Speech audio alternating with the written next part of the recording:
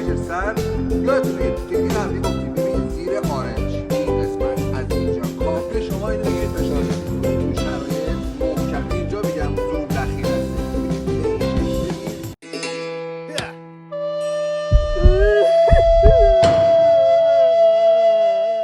Hey guys, Rob here with McDojoLife, and the man you just got done watching pressure point his way out of a rear naked choke goes by the name of Ali Jafarkhani. And anyone who's actually been in a rear naked choke knows that that shit he just showed you doesn't work. Go ahead, try it. Ha. See? Nothing. So unless you're going to try to annoy your attacker into releasing the rear naked choke when then the seconds it's going to take before you pass out, should probably do something else. But we continue. According to his Instagram channel, he's the founder of something called Applied Personal Defense in Iran. Iran. Same. But different. But still same. Also, according to his Instagram, he has more followers than me. Gotta step up your game, Rob! Although that fact makes me a little sad in my pants, luckily for us, there's plenty of nonsense martial arts techniques on his Instagram for us to roast. Yes! But before we get to roasting those videos, I actually reached out to Mr. Ali to learn a little bit more about his martial arts background. In response, he sent me a resume more padded than a women's power suit in the 1980s.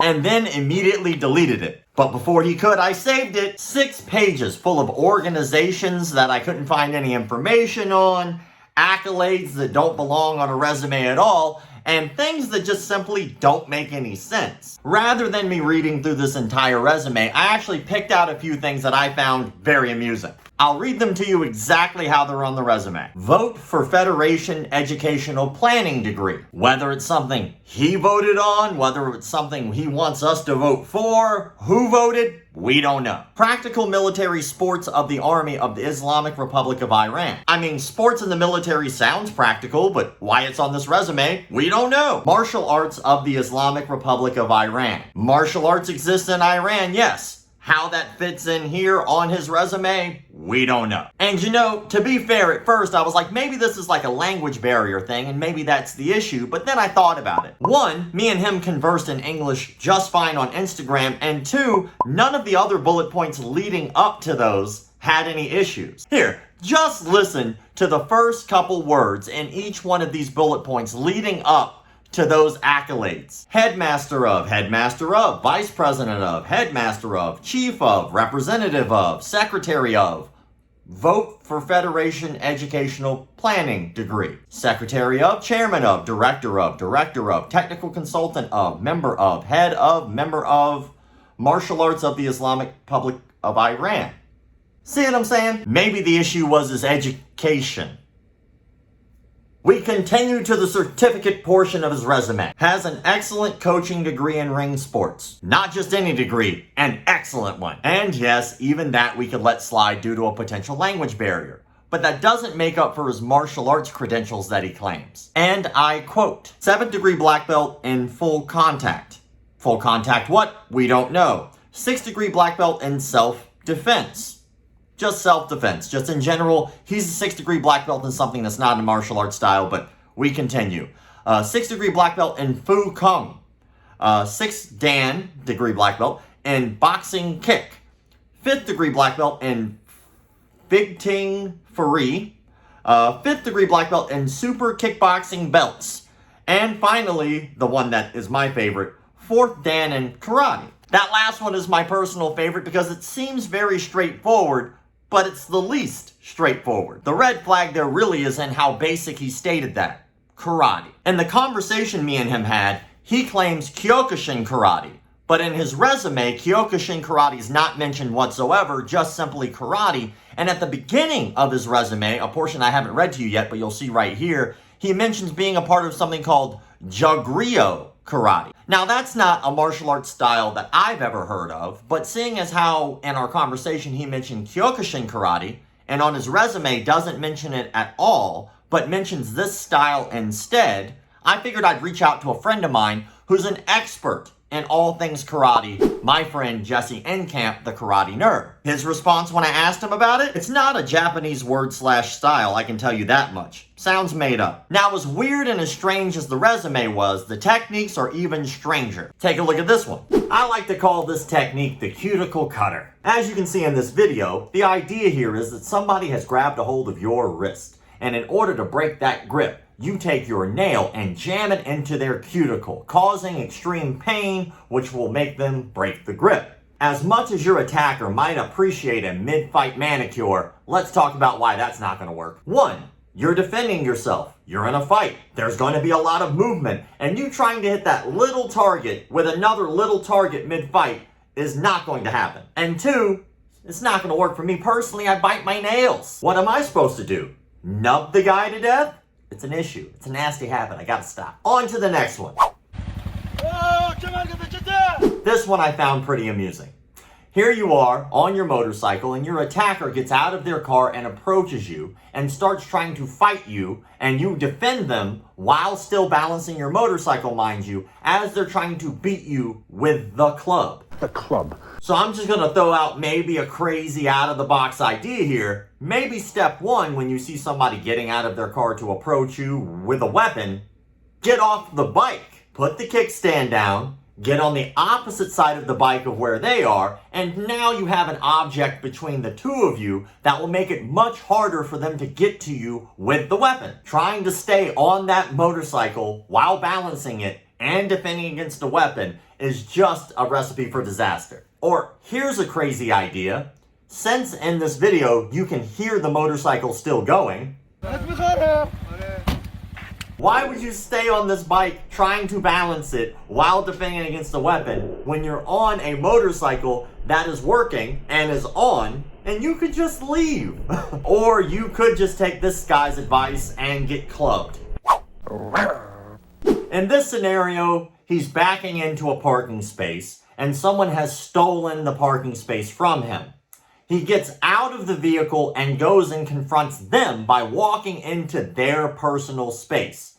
He continues to encroach into their personal space until they push him away. And as a result of them trying to keep a distance from him, who was attacking them, he hits them and beats them up because they stole a parking spot. He's an asshole. While I agree, it's a dick move to steal somebody's parking space, you don't need to beat them up over it, especially in this video, because if you can look and observe, there are plenty of other parking spaces. Just go pick one of those empty slots and put your car there. That's not a self-defense tutorial video. That's a who can be the bigger asshole video. And as much as it sucks to get your parking space taken that way, you don't need to fistfight and put someone's life in danger because of it.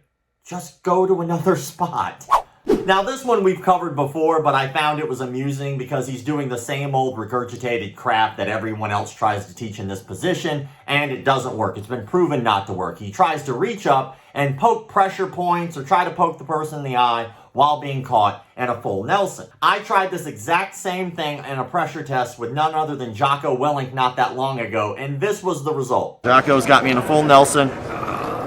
This already sucks. Alright. Oh my god.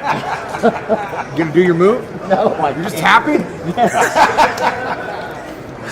Oh my god. What, ineffective? Dude, it sucks so bad. One more time. Okay, let's do it again. Alright, I'm gonna try it again for real. Alright. So what are you trying to I'm do? trying to reach back. I'm just gonna grab your hand. As you can see, once again, that doesn't work. But if you check out that Jocko video, we actually do give an honest answer on what you can do to get out of that. We continue. Once again, the attacker is behind him. This time not a full Nelson though, the attacker has a weapon. They toss the chain or the rope around his neck and begin to pull to choke him. But magically he can reach back, grab their head while being choked, twist them around, and is able to stop the attack. Notice anything fishy here? As you can see, when you start reaching behind you, the attacker will be so terrified of what you potentially might do to them that they'll turn themselves around for you. On to the next one. Last one, then let's give this guy some Dillmans. This one I've seen a few times from different instructors, and it amuses me every time I see it. A guy has him around the neck, And as a defense, he takes his thumb and he pushes it into the person's chin, which for some reason paralyzes the guy and stops the guy from attacking. The reality of that situation is someone's aggressively attacking you and you start poking at their face. One or two things is going to happen. One, they're just going to punch you. They are just going to now start hitting you because that shit's annoying. Or two, they're going to bite off your finger. Ow! No, Daddy bit me. Time to give this guy some Dillmans. I'll be fair.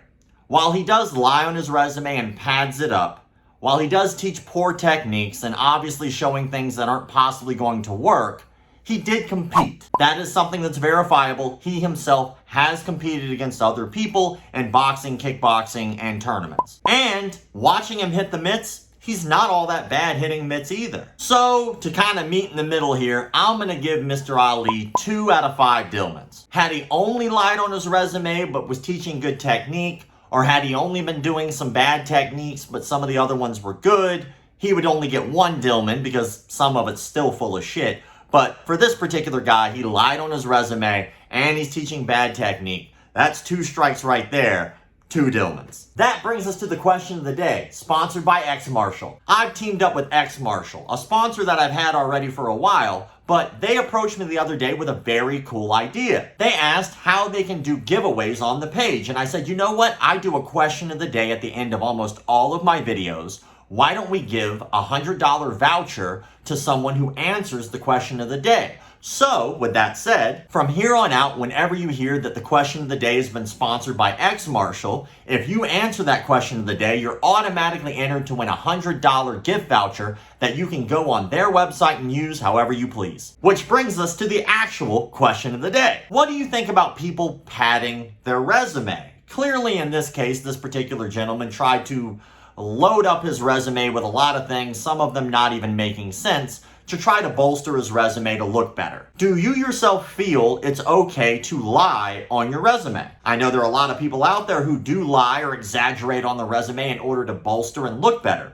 In this particular case, it made him look foolish, but some people do it. So, what are your thoughts? Do you think it's okay to lie on your resume? Be sure to answer that question in the comment sections below so that way I know that you watched the entire video, but also to be entered to win a $100 gift voucher from X Marshall. As always, thank you all for the likes, comments, shares, subscriptions, and of course memberships. Keep the martial arts legit.